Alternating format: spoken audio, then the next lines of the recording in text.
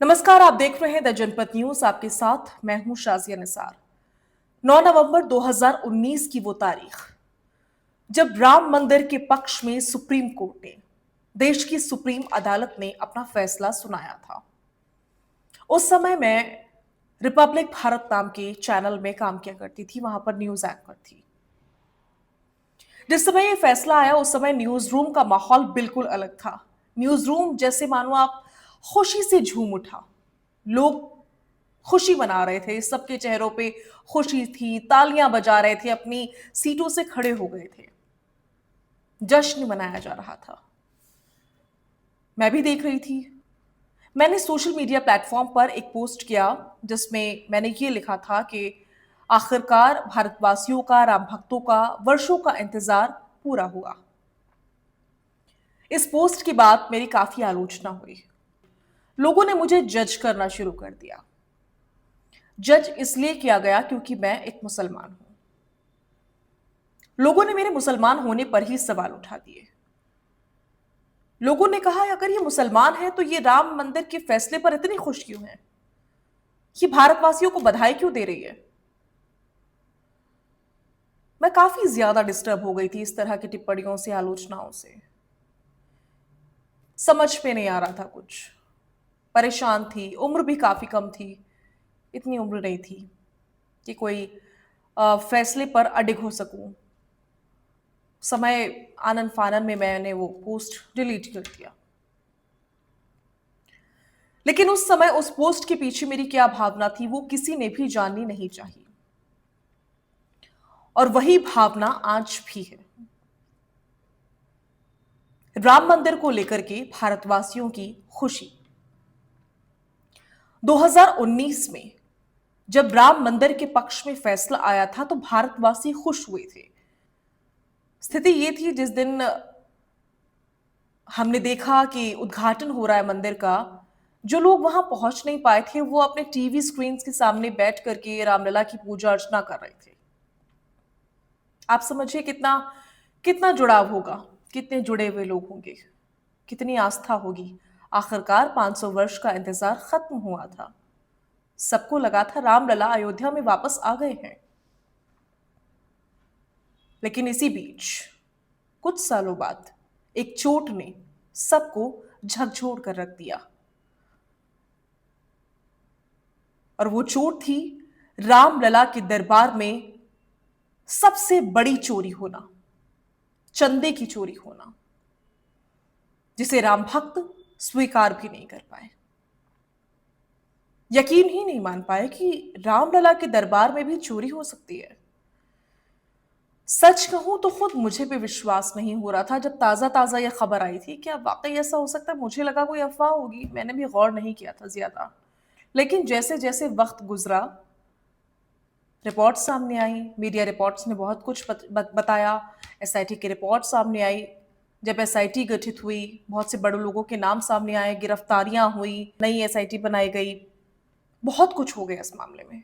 तब तो विश्वास करना ही था। मुझे लगा अयोध्या जाना चाहिए। ऐसे में मैंने कुछ दिन पहले अयोध्या जाने का फैसला लिया। मैं अयोध्या गई, कोशिश की कि वहां पर जाकर के सच्चाई क्या है इसको समझूं। लेकिन वहां का माहौल कुछ अजीब सा था। कोई कुछ खास बोलने को तैयार ही नहीं था। कोशिश की, शायद साधु संत तो कुछ बता पाएंगे। रामलला के दरबार में साधु संत तो जाते ही होंगे। जिन लोगों ने लड़ाई लड़ी वो तो जाते ही होंगे।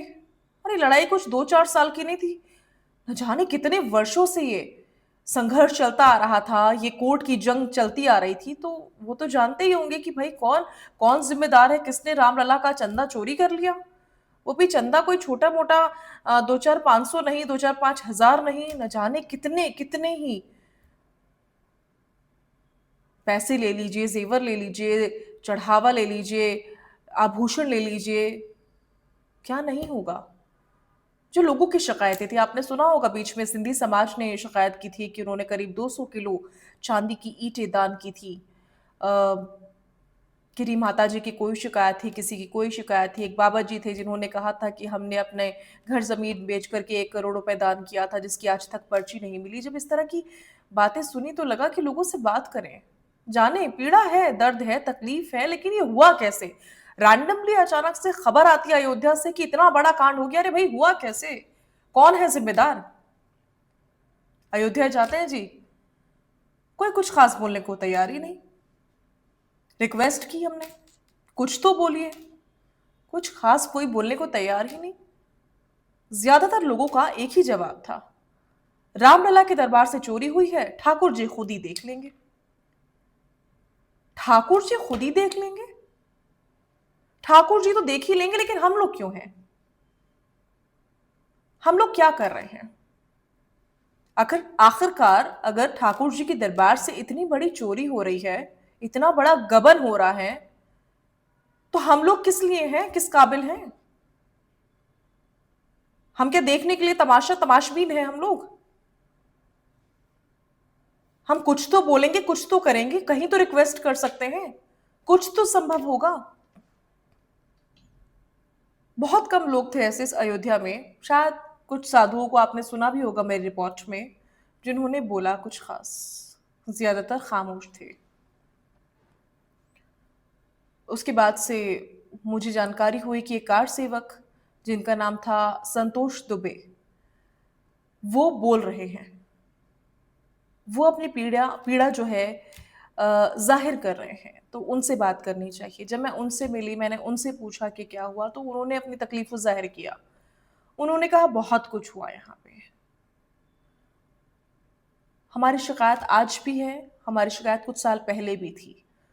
तब मैं नहीं समझी एकदम से जब उन्होंने ये बोला कि कुछ साल पहले भी शिकायत थी, लेकिन जब धीरे धीरे बात बढ़ी आगे तब उन्होंने बताया कि कुछ साल पहले हमें शिकायत इसलिए थी क्योंकि हमें तो उद्घाटन में ही बुलाया नहीं गया,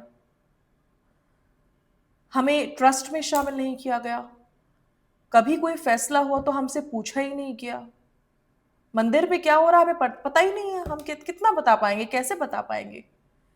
तो मैंने उनसे कहा कि आप तो कार सेवक थे ना। तो उन्होंने मुझे बताया कि मैं कोई ऐसा वैसा कार सेवक नहीं, बल्कि कार सेवा के दरमियान मैं इतना जोश में था उस समय, स्थिति ये हो गई कि उनकी उस घटनाक्रम में 17 हड्डियां टूट गई थी,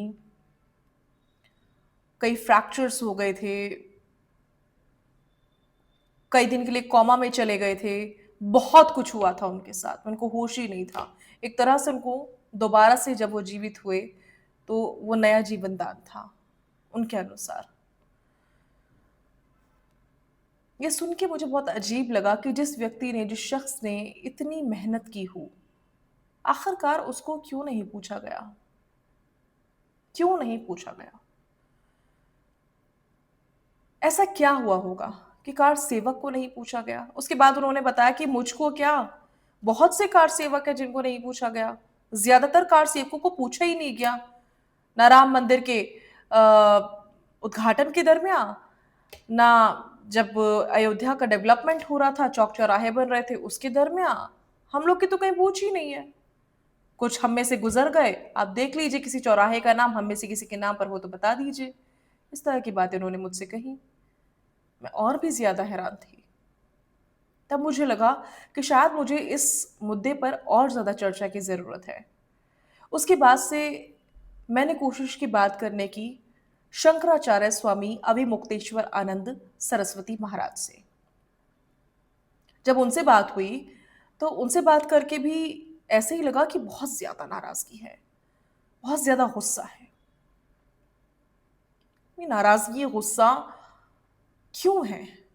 जब ये समझने की कोशिश की तो उनकी भी वही शिकायतें थी कि हम तो पैरोकार थे, हमसे भी कुछ खास नहीं पूछा गया, फैसला लेने वाले तो कोई और ही लोग थे, जो भी डिसीजंस हुए आज तक वो तो किसी और ने ही किए हैं। स्वामी अभिमुक्तेश्वर आनंद का नाम, हो सकता है ये मेरी गलती हो, लेकिन ये जानकारी मुझे पहली बार मिली कि इस केस में उन्होंने भी अहम और महत्वपूर्ण भूमिका निभाई थी। जो वो संघर्ष कर रहे थे, जो वो लड़ाई लड़ रहे थे, जो सालों साल केस चला कोर्ट में, उसमें वो भी थे। गवाही उन्होंने भी दी थी, कोशिश उन्होंने भी की थी। लेकिन किसी फैसले में उनसे भी कुछ नहीं पूछा गया। अयोध्या के साधु संतों को ट्रस्ट में शामिल नहीं किया गया। तो फिर कौन है जो राम मंदिर को चलाता था? इतना बड़ा राम मंदिर जहां पर पास के बिना एंट्री नहीं होती, हजारों हजार करोड़ों करोड़ का चढ़ावा जहां चढ़ता हो, 500 वर्षों का जहां इंतजार समाप्त हुआ हो, वहां साधु संतों की, शंकराचार्य की, कार सेवकों की नहीं सुनी जाती तो आखिर किसकी सुनी जाती है? ये सवाल आज भी मेरे जहन में है और मुझे परेशान करते हैं। परेशान इसलिए करते हैं कि क्या इन लोगों ने जो अपने पूरे जीवन में संघर्ष किया, उसकी कोई कीमत नहीं थी? ये लोग सिर्फ संघर्ष करने के लिए पैदा हुए थे कि संघर्ष करेंगे, अपनी हड्डियां तोड़वाएंगे, अपना मजाक उड़वाएंगे, रात दिन प्रार्थनाएं करेंगे, कोर्ट के चक्कर काटेंगे, वकीलों को पैसे भी देंगे, लड़ेंगे भी, लेकिन इनको हासिल कुछ नहीं होगा। ऐसे बहुत से लोग थे इनमें जिनको उद्घाटन में बुलाया तक नहीं गया। सोचिए उनकी पीड़ा, सोचिए, जो कार सेवक हों और उनको उद्घाटन में ही नहीं बुलाया जा रहा है। ये कहानी मैं यूं ही आपसे शेयर नहीं कर रही हूं।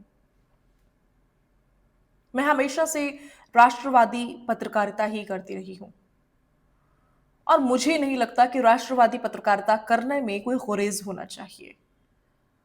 आप अपने राष्ट्र के लिए ईमानदार होने चाहिए, सबसे महत्वपूर्ण यही है। सबसे ज्यादा महत्वपूर्ण यही है। दुनिया आपके ऊपर कोई भी लांछन लगाती रहे, कोई भी इल्जाम लगाती रहे, कोई आपको कुछ भी कहता रहे, लेकिन आप सच के साथ रहे, सबसे महत्वपूर्ण यही है।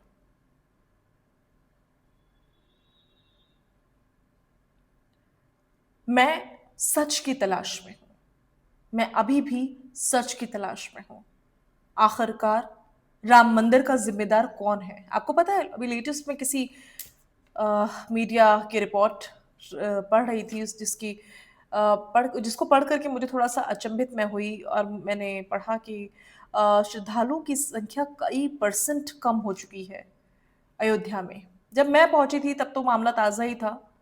तभी लोग ये कह रहे थे कि बहुत कम, जो वहाँ पर दुकानदार थे, जो सामान बेचने वाले थे, उनका यही कहना था कि श्रद्धालु बहुत कम हो गए हैं। लेकिन अगले महीने से सावन शुरू हो जाएगा, लोगों का आना शुरू हो जाएगा।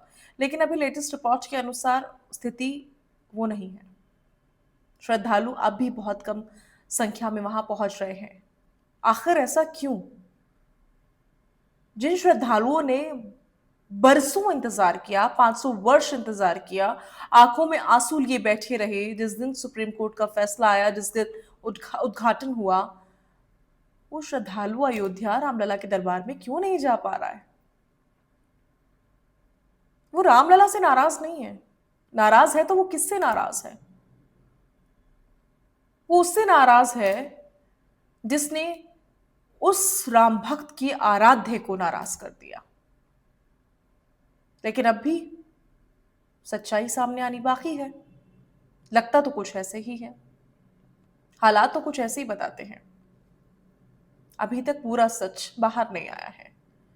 मैं भी उस सच की तलाश में हूं कि आखिर कब वो सच बाहर आएगा। और यकीन मानिए, जिस दिन वो सच सामने आएगा, मैं भी आपके सामने होंगी। मैं फिर से आपसे मिलूंगी। वो तारीख मुझे याद है जब मैंने वो पोस्ट किया था। लोगों ने मेरे ऊपर लांछन लगाए थे, मेरे ऊपर सवाल खड़े किए थे। मैं मुसलमान हूँ, आखिर कैसे मैं राम मंदिर का स्वागत कर सकती हूँ? वो साल 2019 था, ये साल 2026 है। कई साल गुजर गए, मेरी पत्रकारिता करने का अंदाज नहीं बदला।